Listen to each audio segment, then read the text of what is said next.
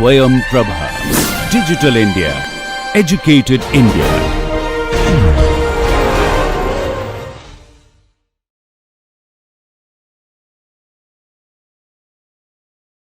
Now I am moving to hydrosphere, which relates to water.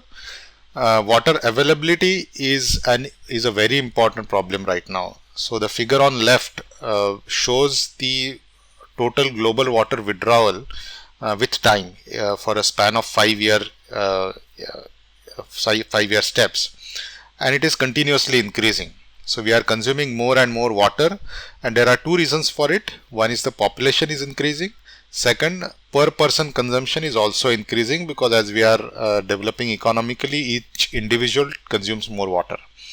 And as a result, countries like India are going to face extreme water stress. Already more than 50% of our country is classified under what is known as high or extremely high water stress, which means that water is already a problem for us, and it's going to become more and more severe as we move ahead. When it comes to water, of course, quantity is a problem, as I highlighted on the previous slide, but quality is also an important issue. Many regions in India, as mentioned on these screenshots from one of the websites, many regions in India are continuously dealing with pollution because of heavy metals like mercury, arsenic, lead, and so on. Many of the waterborne diseases are still a problem in India, and people die because of waterborne diseases. So water quality is also an important factor, which is often not considered when we discuss about water. Oceans, which also are part of the hydrosphere, are a very important component of the ecosystem, and for multiple reasons. If you look at, I talked about climate change to begin with, which is mainly caused by CO2 emissions. Now, a lot of CO2 that we are emitting right now is actually being absorbed by oceans. So oceans have the ability to absorb some CO2. And a lot of the CO2 that we are currently emitting is absorbed by oceans, and that's where the atmospheric CO2 is relatively low. So ocean plays a very important role of a buffer. But eventually we'll reach a point where ocean will be saturated with CO2, and then all of the CO2 that we emit will be part of the atmosphere, and that's going to be a problem. And we will see a rapid rise in atmospheric CO2. So oceans play a very critical role. Obviously, a lot of the seafood that we eat comes from fishing done in oceans, and as the oceans absorb more and more CO2, they become acidic, the temperature rises, and the fish stock goes down, and as a result, it affects the livelihood of a lot of people. Coral reef are also in danger. 30% of the world's coral reef are already severely damaged, and we could lose 60% by 2030 if it goes on like this. Another big issue with water and oceans is related to pollution, particularly plastic pollution. I am sure you would have seen images like the one I have on top right, where a turtle is entangled in a plastic bag. But there is also a very important issue related to microplastics. These are plastic particles that are very small, and that's why they are called microplastics. And they are not necessarily seen by naked eye, but they are probably more dangerous than these bigger pieces of plastic, because they pollute water. Aquatic animals consume them, and it affects their lifespan, their reproductive abilities, and so on. There is also something known as the Great Pacific Garbage Patch. You might have come across this in your reading. So it's a particular region in the North Pacific Ocean where the plastic pollution is extremely high because of the kind of water currents that exist. So this is all the plastic that is disposed of in the west coast of the North and South American continents and the eastern coast of Asia, and it sort of gets concentrated in one particular region. So plastic pollution, or in general pollution, is an important problem for oceans. Moving on to lithosphere, which relates to land. Again, forests used to cover a lot of our land in the past, but we are cutting down large quantities of forest. In fact, the the statistics says that previously forests covered about 50 million kilometers square, and we have shrunk them by almost 1/5 in the last 300 years, and half of that reduction has happened in the last 50 years or so. And I'm sure you would have come across articles related to cutting down of rainforests. Last year there was a big issue of fires in Amazon forests. So these are all important problems, and forests actually play a very important role in, again, carbon sequestration, because they provide the ability to capture some of the atmospheric CO2 and remove it from the atmosphere. And because of the deforestation, because of extensive cultivation of agriculture, a lot of productive lands are slowly getting converted to desert or near deserts, which is again a problem. Coming to the fourth component of ecosystem, which is biosphere. The main issue here is loss of biodiversity. The picture here shows how the different types of species, including freshwater, marine species and terrestrial species, have reduced with time. Again, there is a lot of, most of the loss of biodiversity has happened over the last 20 to 30 years. And the trend is actually becoming steeper and steeper. So we are losing more and more species with every passing year. And I just want to make one point here and highlight the role of biodiversity. Some of you may be thinking that biodiversity is important only from an aesthetic perspective. So you might be thinking, okay, if we lose biodiversity, maybe 20 years down the line, we will not be able to see cheetahs when you go on safaris, or we may not be able to see African elephants when we go on safari, or we will lose the rhinos in Kaziranga. But biodiversity plays a much more important role in our well-being. And I'll give you one example. Most of the medicines that we use today were identified from some plant species that was found in forests. So of course now we manufacture these medicines using artificial processes, but originally these medicines were identified from natural sources, most often from some plant that was in the forest. So just imagine that if the plant was not there, if it was lost because of human action, we would have never discovered that medicine. And biodiversity plays many other roles in maintaining the ecosystem services. So biodiversity is a very important component of ecosystem services.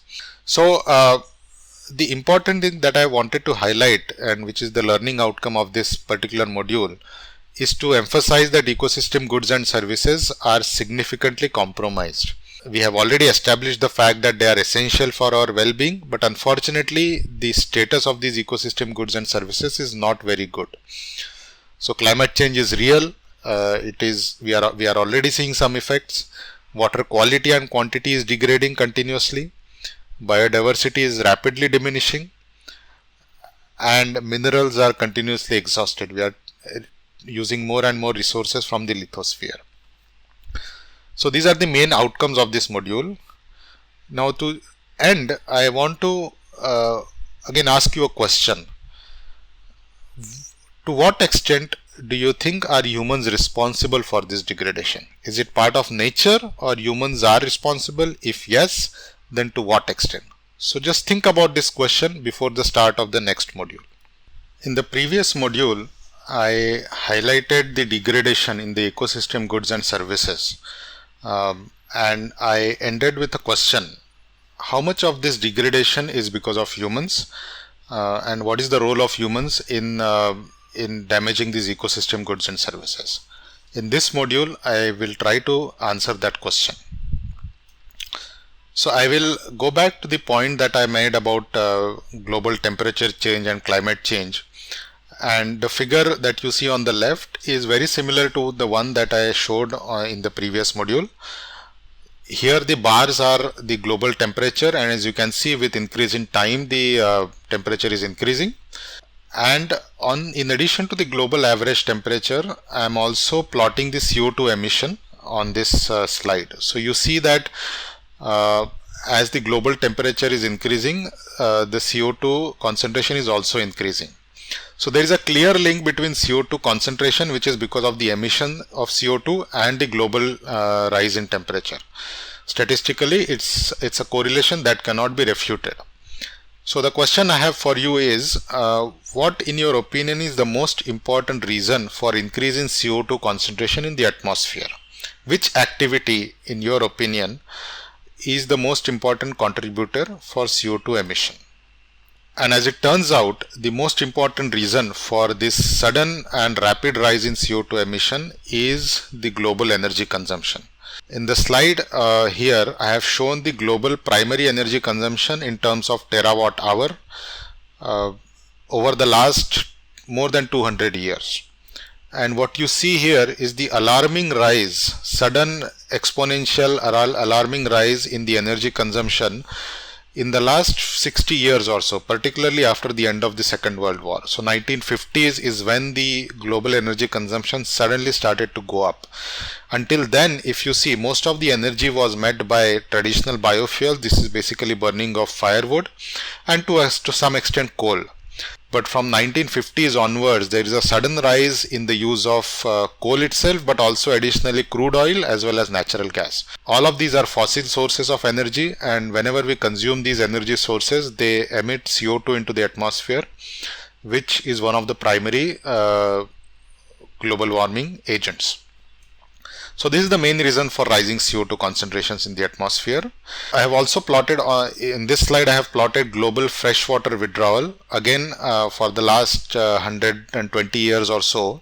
Here also you see a very similar trend. I talked about in the previous module the issues related to water availability and quality of water, and one of the main reasons for that is again the sudden rise in the consumption of water. So the y-axis here is trillion cubic meter. This is again global freshwater consumption, and you will see a very similar pattern to what you saw for the energy consumption. From 1950s onwards, there is a sudden and sharp increase in the global water consumption, which is the root cause for many of the problems that we are encountering related to water availability and water quality. There is another important problem that I would like to highlight about quality of water. Many of you might have heard of this term called hypoxic zones. These are essentially zones in water bodies, either oceans or lakes or rivers, where the concentration of CO2 is very low, and because the concentration of oxygen is very low, and because the concentration of oxygen is very low, the fishes or the aquatic life cannot survive. And this typically happens because of what is known as eutrophication. So if you have too much nutrients in water, they lead to the overproduction of marine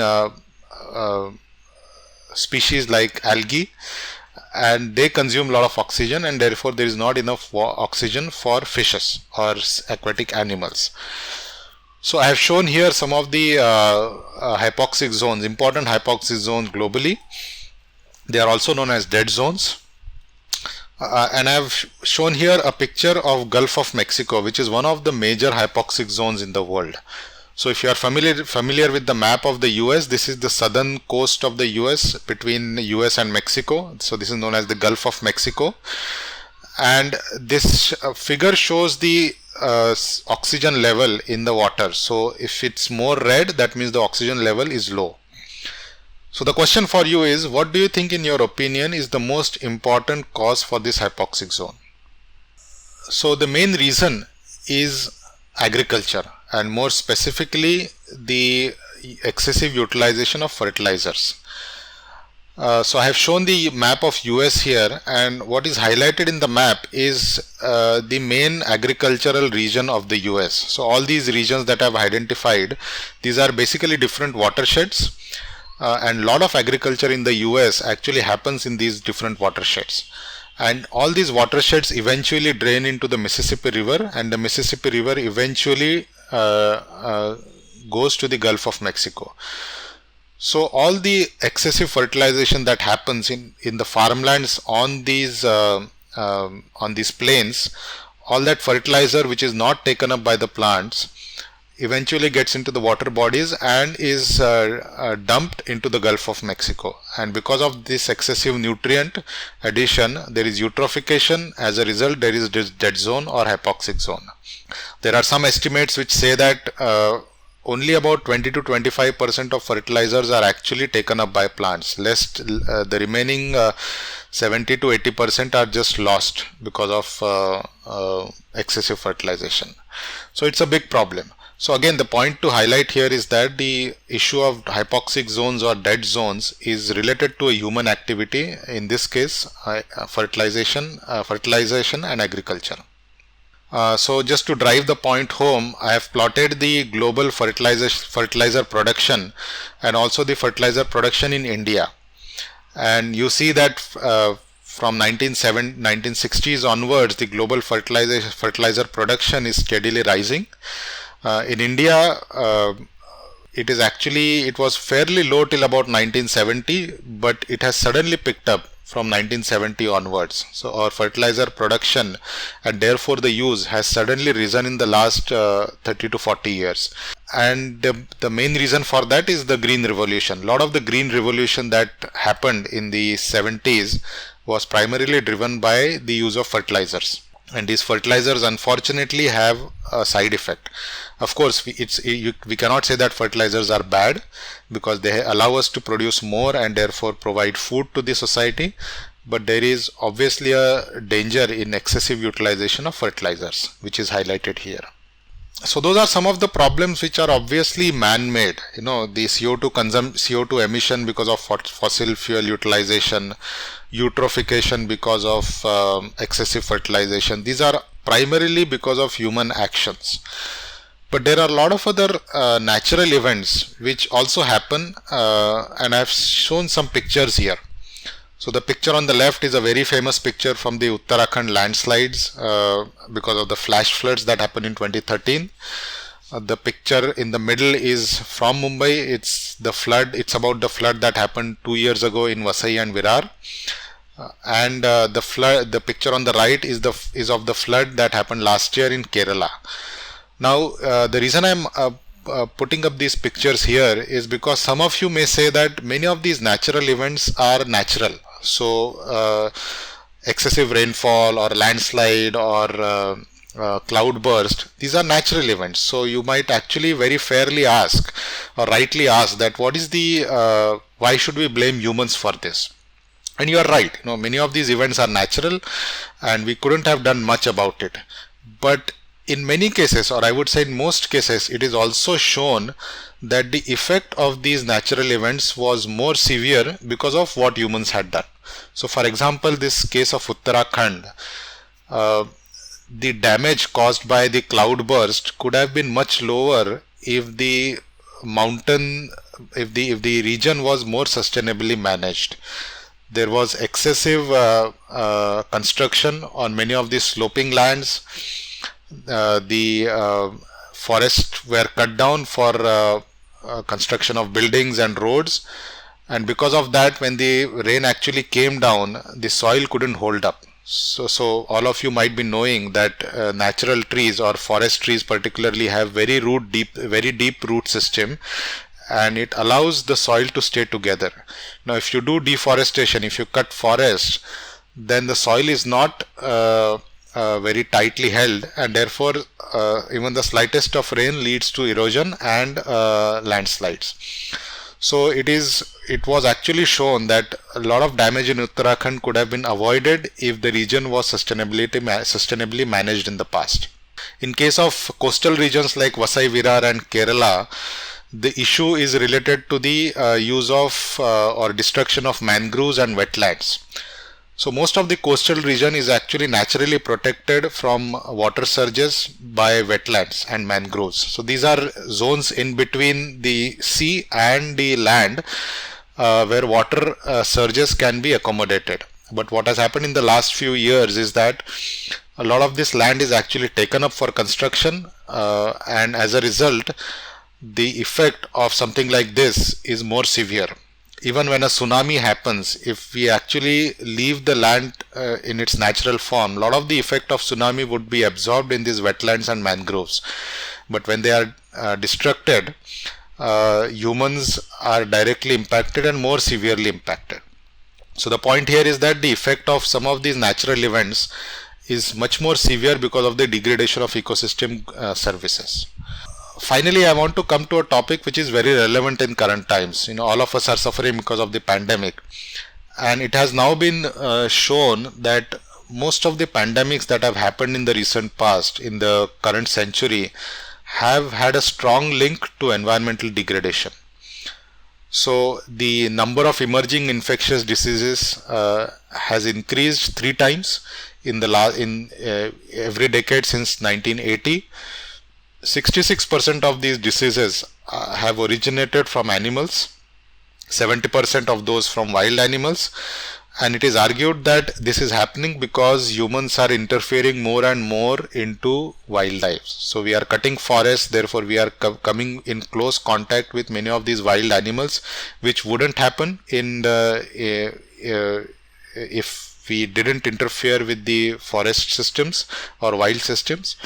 So some of the examples that have origin from wild animals is Ebola, HIV, swine flu, avian flu, and also the current COVID-19 pandemic. So I would encourage you to read these couple of articles that I have shown on this slide. So to summarize, human actions lead to environmental degradation and degradation of ecosystem goods and services. The issues are related to excessive consumption of fossil fuels, excessive deforestation, over-fertilization, over-extraction of natural resources. And the impact of natural disasters is often made more severe because of these human actions. So as a result, there is an argument that we are now in an age where humans have had a significant impact on the natural systems, and there is a term that is coined for this. It is known as Anthropocene. So it represents, or it relates to the current geological age, which is viewed as the period during which human activity has been the dominant influence on climate and the environment. So this is known as the age of Anthropocene. So the important outcomes from this particular module are that humans have a very significant role to play in ecosystem degradation. Natural events are more disastrous because of human actions, and as a result we are currently in the age of Anthropocene. So I would like you to explore certain additional videos that are related to the points covered in this module. The links to these videos are given on this slide. Moreover, I have an assignment for you. I think about 3 years ago there was a very famous and very good documentary on National Geographic by the name of Before the Flood. Many of you may have seen it. If you have not seen it, it is highly recommended. Even those who have seen it in the past, I would strongly encourage you to see it again. And you have to watch the video, we have to watch the complete documentary, and I want you to write 1 page about the most interesting aspect of the documentary, what you found to be most interesting and why. And that has to be submitted. Also, I want you to think about the reasons. Why is this happening?